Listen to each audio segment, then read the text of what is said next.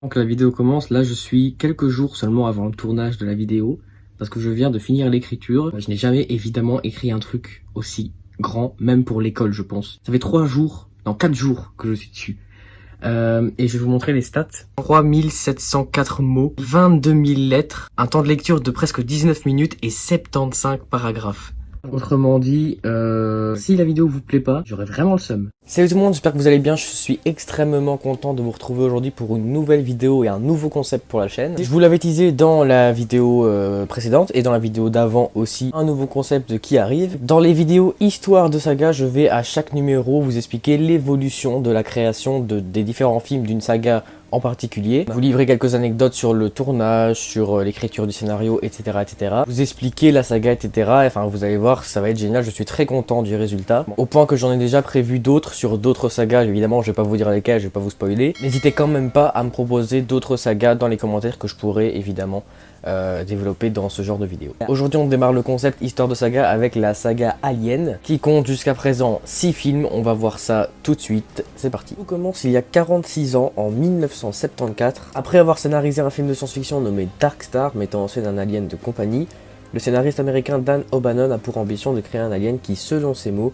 fasse vrai. Quelques années plus tard, O'Bannon se met au travail en se basant sur le scénario de son premier film. Peu après, le producteur américain Ronald Shusett, étant apparemment impressionné par le film Dark Star, propose une collaboration avec O'Bannon et les deux cinéastes démarrent la production d'un film qui à la base devait s'appeler Memory. Après quelques mois de pause, O'Bannon et Shusett se remettent au travail et terminent l'écriture du script après 3 mois. Leur projet ayant changé de nom et se faisant désormais appeler Star Beast, ce titre ne plaît pas à O'Bannon et ce dernier décide de le renommer Alien. Suite à cela, les deux hommes désormais amis présentent le scénario à différents studios de production. Après avoir quasiment conclu un marché avec la New World Pictures, ils se dirigent plutôt vers la Brandywine Production, une société à l'époque liée à la célèbre 20th Century Fox. À ce moment-là, c'est le réalisateur Walter Hill qui devait se charger du projet, mais après avoir modifié certains aspects du scénario, des tensions se créent entre lui et le duo O'Bannon-Shusett, ces derniers estimant que Hill n'avait aucune légitimité à modifier leur scénario. Le script final du film est écrit par Hill, mais c'est quand même le nom d'O'Bannon qui sera crédité. On suit 5 mois de recherche artistique pendant lesquels O'Bannon et Shusett engageront Ron Cobb et Chris Foss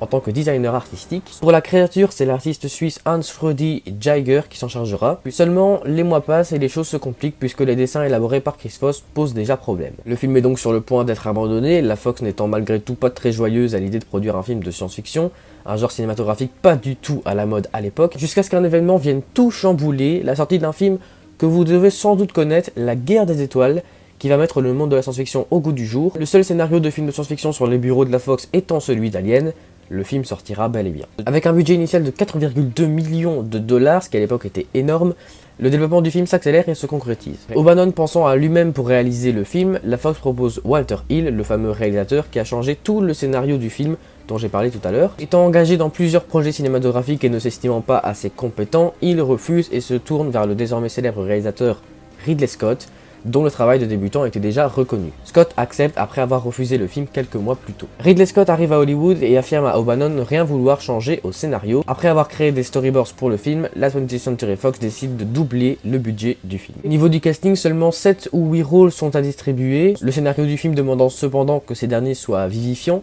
le film étant un huis clos. Meryl Streep est approchée pour le personnage d'Ellen Ripley, mais c'est au final Sigourney Weaver, à l'époque une actrice très peu connue n'évoluant que dans le monde du théâtre, qui sera choisi pour le rôle, Ridley Scott ayant été impressionné par ses auditions pour le film. Le reste du casting est constitué des acteurs Tom Skerritt, Harry Dean Stanton, John Hurt, Ian Holm et Bolaji Badejo, qui lui enfilera le fameux costume de l'alien. Sans oublier les actrices Veronica Cartwright et Helen Horton. Après un tournage qui durera 14 semaines, allant du 5 juillet au 21 octobre 1978, et une post-production de 20 semaines, l'avant-première du film se déroulera le 25 mai 1979, à Los Angeles. Et on va terminer par le résumé officiel du film et mon appréciation. Durant le voyage de retour d'un immense cargo spatial en mission commerciale de routine, ses passagers, 5 hommes et 2 femmes plongés en hibernation, sont tirés de leur léthargie 10 mois plus tôt que prévu par Mother, d'ordinateur de bord. Ce dernier a en effet capté dans le silence interplanétaire des signaux sonores, et suivant une certaine clause du contrat de navigation, les astronautes sont chargés de prospecter tout indice de vie dans l'espace. Personnellement, vous le savez certainement, j'adore ce film, c'est évidemment un des meilleurs huis clos de l'histoire et l'un des films de science-fiction les plus révolutionnaires. Pour plus de détails, je vous renvoie à mes 10 films d'horreur préférés. Ce film est disponible sur Amazon Prime Video, donc foncez le voir ou le revoir. Mais après le succès interplanétaire du film Alien, un des producteurs du film, David Giller, n'hésite pas à proposer à la Fox une éventuelle suite,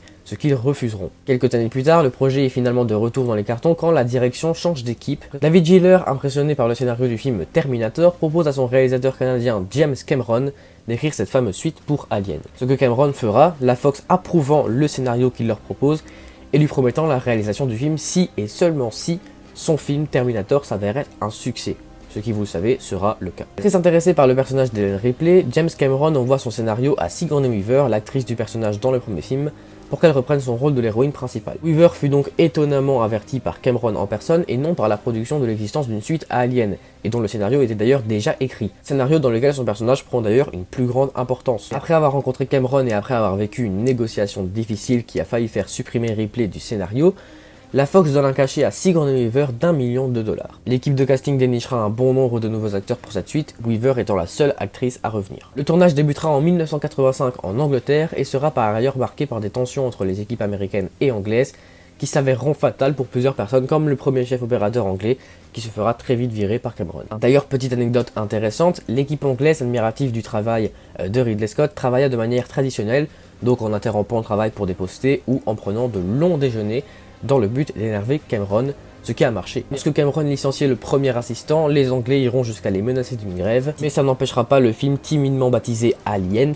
de continuer à tourner et de sortir en 1986, soit 7 ans après la sortie du premier film. Voici le pitch de ce dernier. Après les événements du premier film, Ellen Ripley est secourue par la corporation Weyland-Yutani. Malgré son rapport, elle n'est pas prise au sérieux par les militaires quant à la présence de xénomorphes sur la planète LV-426, planète où plusieurs familles de colons ont été envoyées en mission de terraformage. Après la disparition de ces derniers, Ripley décide d'accompagner une escouade de marines dans leur mission de sauvetage et d'affronter à nouveau la bête. Si vous avez vu ma vidéo sur la filmographie de James Cameron, qui est un réalisateur que j'adore évidemment, vous savez probablement que cette suite m'a beaucoup moins emballé que le film original. On reste sur un bon film de science-fiction, mais c'est à peu près tout. Je trouve qu'il n'y a rien d'incroyable. Encore une fois, pour plus de détails, je vous mets dans le petit i ma vidéo en question. Cette suite est également disponible en streaming sur Prime Video si vous voulez la voir. Quelques années après le succès du deuxième film de la saga Alien, un troisième film est évidemment dans les cartons. À la base, les deux producteurs de la saga, David Giller et Walter Hill, prévoyait de faire 2 nouveaux films dans lesquels Sigourney Weaver ne ferait qu'une ou 2 brèves apparitions dans son personnage désormais culte d'Ellen Ripley. Il prévoyait donc de centrer ce troisième opus sur le personnage de X, déjà présent dans le deuxième. La condition qu'avait imposé la Fox aux 2 producteurs pour faire ces 2 films était qu'ils soient réalisés par Ridley Scott, le réalisateur du premier Alien. Cela dit, Scott étant très occupé à ce moment-là, la Fox décide de remodeler le scénario en proposant à Sigourney Weaver un salaire de 5 millions de dollars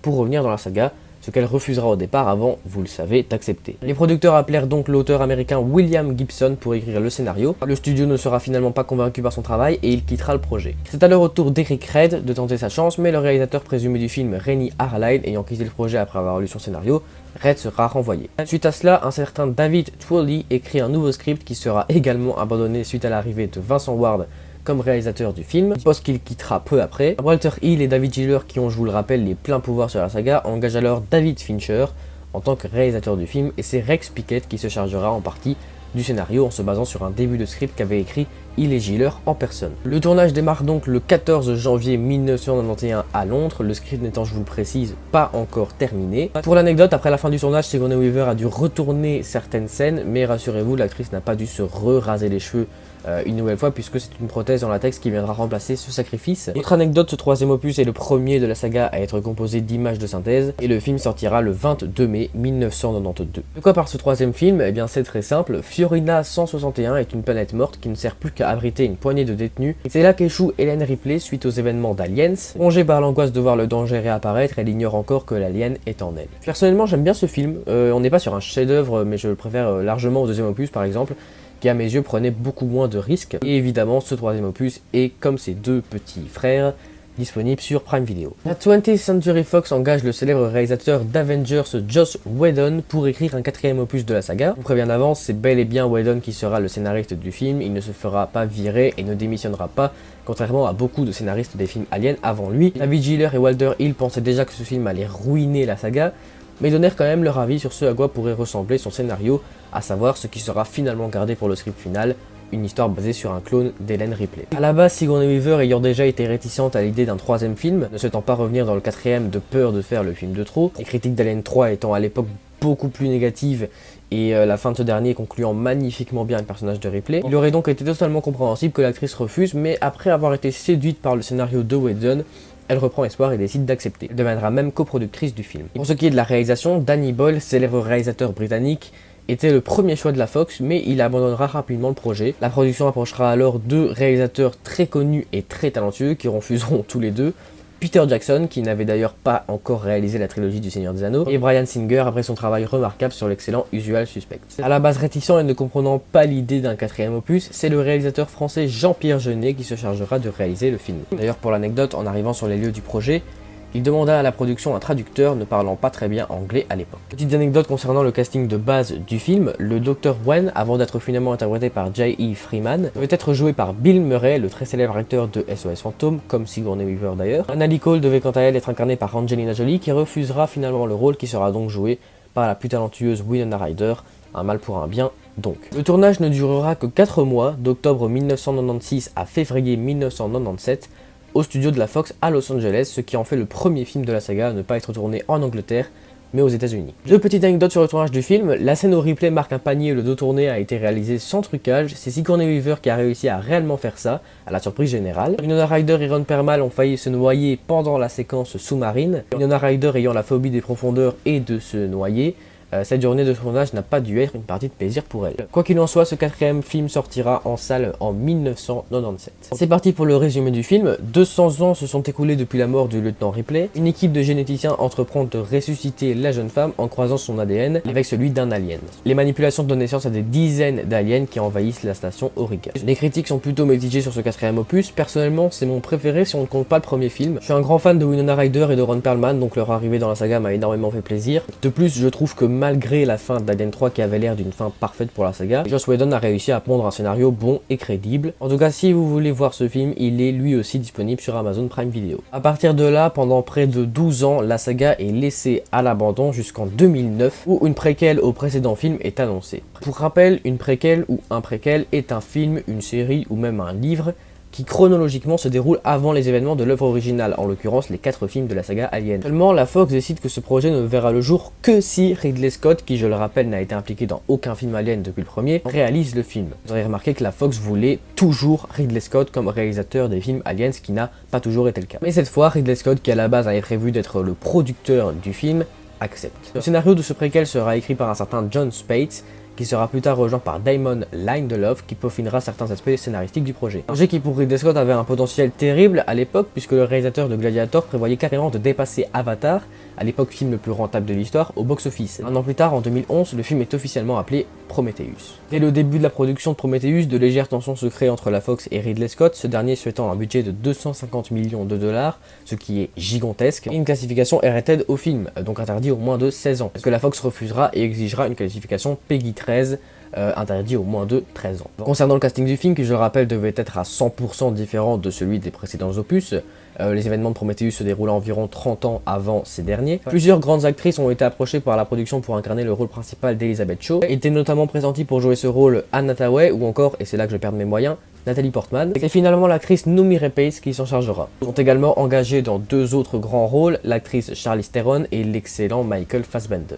Le tournage se déroulera au Royaume-Uni, plus précisément en Écosse, mais également en Espagne, en Jordanie et en Islande, avant que le film sorte en mai 2012. Voici de quoi parle le film. En 2093, des scientifiques cherchent à dépasser leurs limites mentales et physiques et tentent d'explorer ce qu'il y a au-delà du possible. Ils vont être amenés à découvrir un indice sur l'origine de l'humanité sur Terre. Cette découverte les entraîne dans un voyage fascinant jusqu'aux recoins les plus sombres de l'univers. Là-bas, un affrontement terrifiant qui décidera de l'avenir de l'humanité les attend. Je ne vous cache pas que, comme beaucoup de gens, on est sans nul doute sur le film de la saga Alien que j'aime le moins. Même si Ridley Scott prend pas mal de risques en créant un film assez différent des autres de la franchise, Je trouve que ce dernier est très mal rythmé, plutôt inutile, et les personnages qui y sont développés ne m'ont pas interpellé plus que ça. Si vous restez curieux, n'hésitez pas, ce film est également disponible sur Prime Video. Dès août 2012, soit seulement 3 mois après la sortie de Prometheus, la Fox et Ridley Scott officialisent déjà une suite avec le retour de Noomi Rapace et Michael Fassbender dans leurs rôles respectifs. A vrai dire, en mars 2012, Scott et Damon Lindelof, un des scénaristes de Prometheus, avaient déjà laissé croire qu'une suite était possible,